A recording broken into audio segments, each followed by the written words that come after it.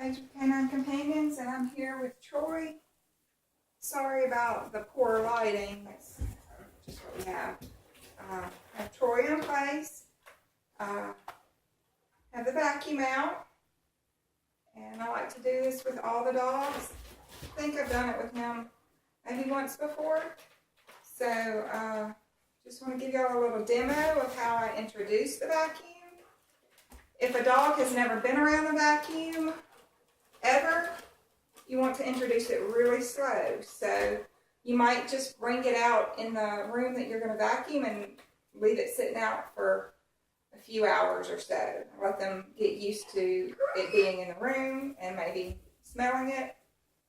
And then before you ever turn it on, you might just want to move it and kind of introduce the dog to its movements, like so. Just let him get used to moving it around without the sound. Then when you get ready to turn the sound on, you're just going to turn it on for a few seconds or so away from the dog, not right next to the dog. You want to set up an introduction that is as positive as possible. So, have it a distance away. I'm between Troy and the vacuum. And I have his e-collar if I need to communicate with him if he goes to step off. Good boy.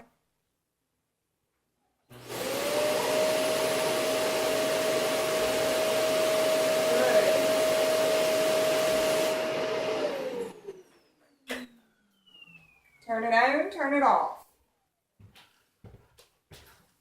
His ears perked up. Saw just a hint of nervousness. So I've got some treats now. I'm going to turn it on and give him a few treats.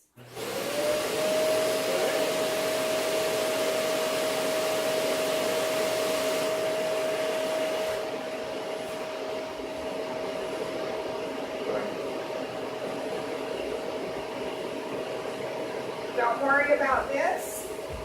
Look to me. Good.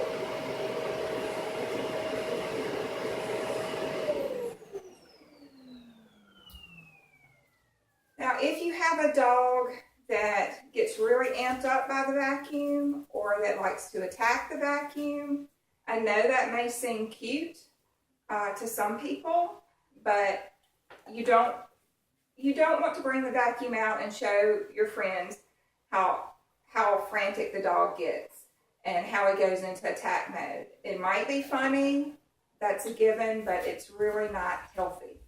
It's not healthy for your dog to react out of fear or anxiety and go attack something, even if it is an inanimate object. That type of behavior can start to be reinforced and generalized to other things, even people, children, other animals. So you want to nip that behavior in the bud. If your dog does have a bad experience, start slow. You might just bring the vacuum out, feed your dog next to the vacuum, throw some treats around the vacuum. Slowly reintroduce the vacuum in a positive context.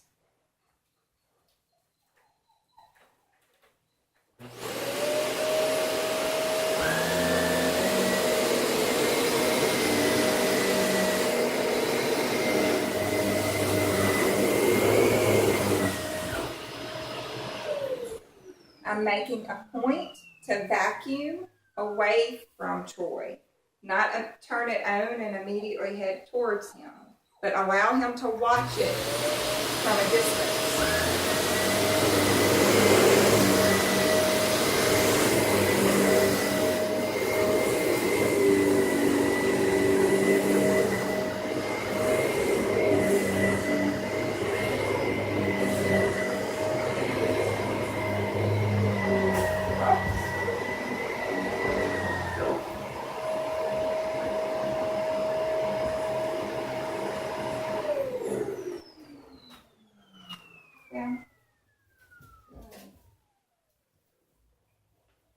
So I hope you caught that as I moved this way, the cord for the vacuum came across the place and touched him on his hind end there. He got a little nervous. He moved away from it, kind of. The vacuum was here, the cord was here, and he was kind of like, where do I go? But he stayed in place. So I immediately turned it off. I moved the cord, give him a couple of treats, no big deal,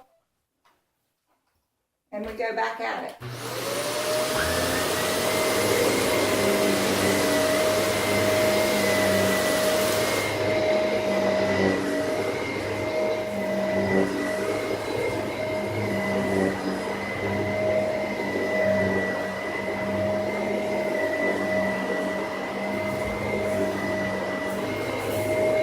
I see him standing up, so I'm going to back away a little bit.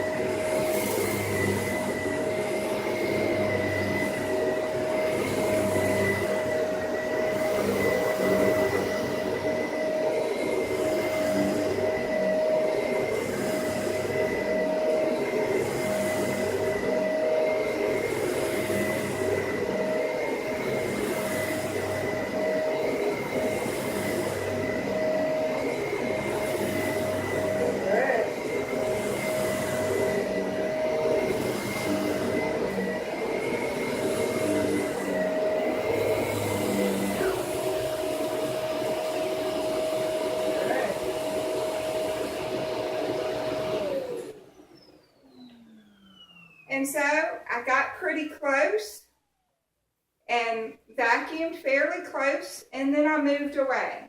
So you want to read your dog, you want to reinforce those right decisions, you want to stretch your dog, but you don't want to overwhelm your dog to the point that he gets so nervous that he steps off.